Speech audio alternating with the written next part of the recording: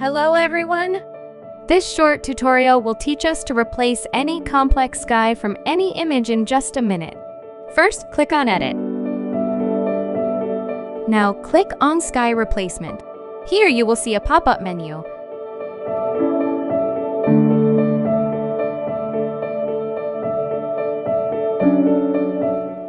Click on the arrow icon to choose a new sky according to your need.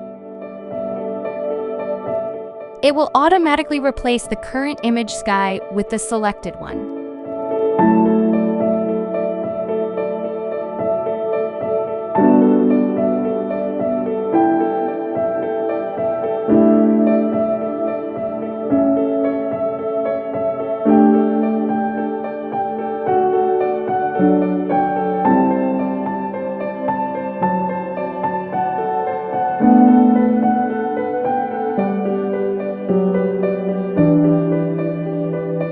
After completing the adjustment, click on OK. That's it.